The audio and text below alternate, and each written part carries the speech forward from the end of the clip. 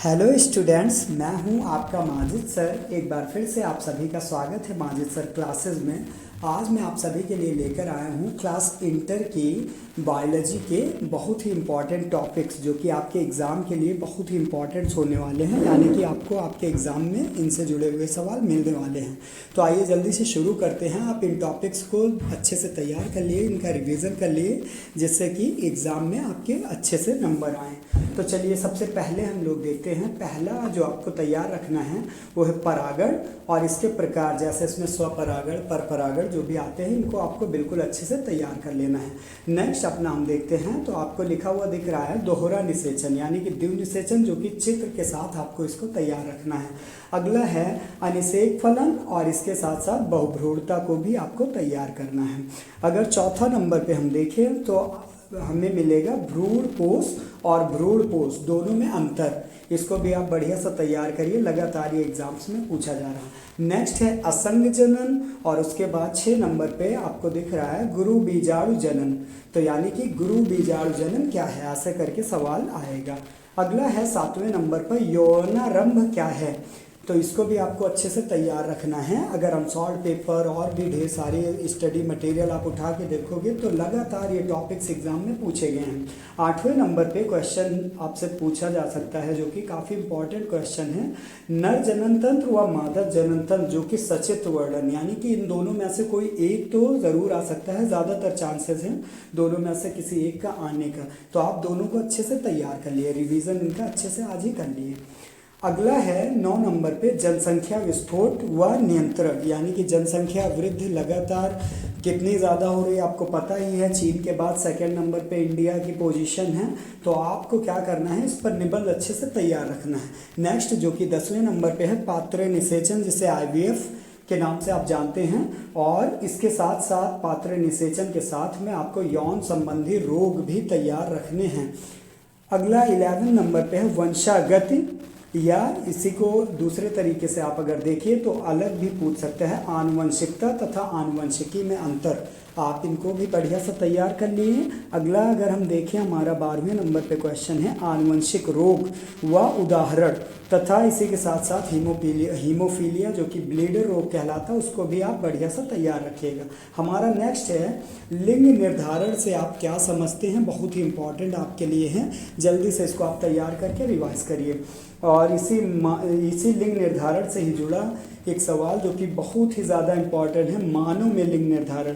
वैसे दोनों मैंने यहाँ पे आपको दिखाए हैं, मानव व पक्षियों में लिंग निर्धारण किस प्रकार होता है, तो दोनों आप तैयार रखिएगा। इनमें से जुड़ा जो भी कुछ आता है आप बढ़िया सा लिख सके आसानी से। हमारा नेक्स्ट है मंगोलियन जड़ता, जो कि कहलाता है डाउन सिंड्रोम। इसके बारे में बढ़िया सा आपको तैयार रखना है निबंध।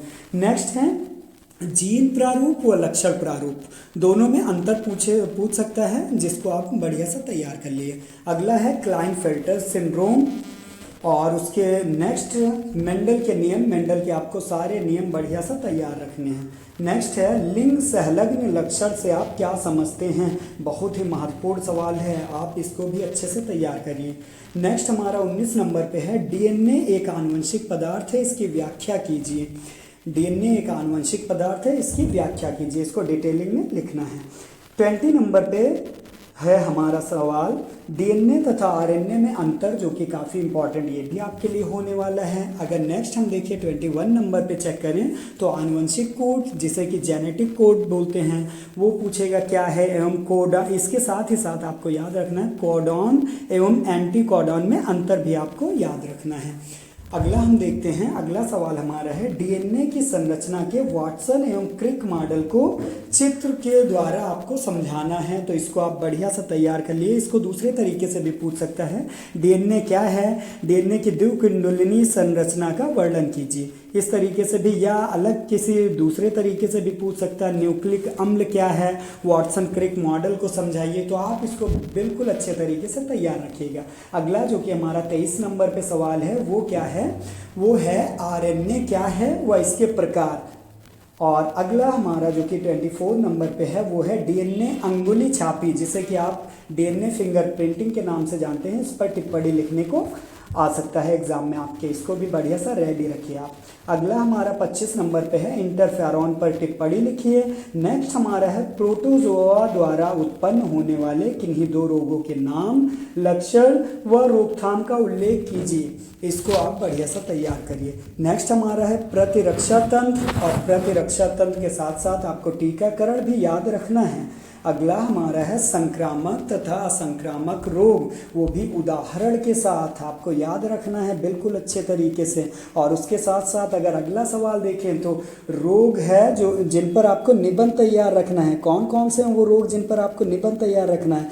एड्स पर आपको बिल्कुल बढ़िया सा निबंध तैयार रखना है। इसके साथ ही साथ डेंगू बुखार, चिकनगुनिया, थैलासीमिया, फाइलेरियोसिस और मलेरिया पर भी निबंध तैयार रखना है। नेक्स्ट देखेंगे जो कि हमारा 30वें नंबर पर है सवाल, वो है बीटी फसलों पर टिप्पणी लिखिए।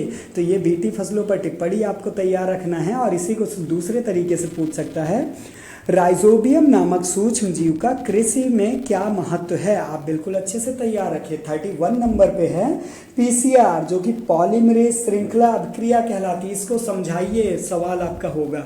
अगला सवाल हमारा है नेक्स्ट, प्लाज्मिड्स क्या होते हैं? 33 नंबर पे जो आपको अगला सवाल दिख रहा वो है जीनी अभियांत्रिकी या आनुवंशिक अभियांत्रिकी क्या है? या इस पे आपको दूसरे तरीके से पूछ सकता है कि जीन क्लोनिंग पर टिप्पणी लिखिए। और 34 नंबर पे जो अगला सवाल हमारा है वो है पारजीवी जंतु से आप क्या समझते हैं? इसको बढ़िया सा आप तैयार करिए, रिवीजन करिए इसका। और उसके बाद जो 35 नंबर अगला सवाल है वो क्या प्रश्न है हमारा, वो है पुनर्योगज डीएनए तकनीकी पर निबंध लिखिए।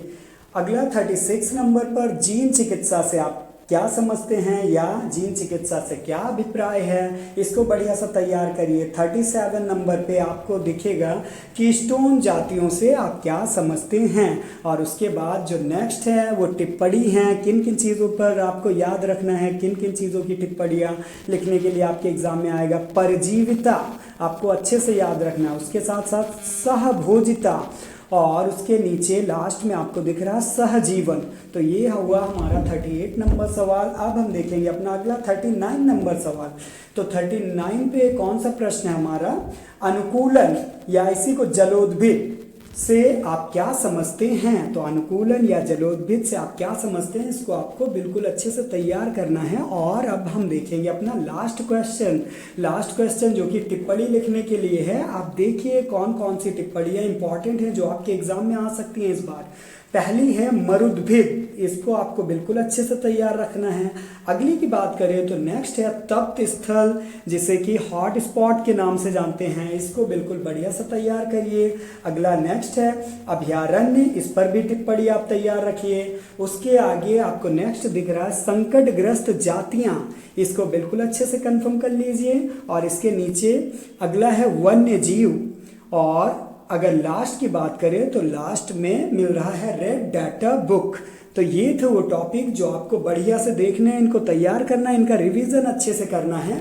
और इसके साथ साथ आपके पास जो भी स्टडी मटेरियल है, चाहे विद्या क्वेश्चन बैंक काका कैनियर या कोई दूसरा स्टडी मटेरियल है, उनमें से आपको अति लघु उत्तरीय प्रश्न और बहुविकल्पीय प्रश्न भी अच्छे से देख डालने हैं, जिससे आपके एग्जाम में बढ़िया से नंबर आ सकें। आप सभी को एग्जाम के लिए मैं ढेर सारी शुभकामनाएं देता हूँ।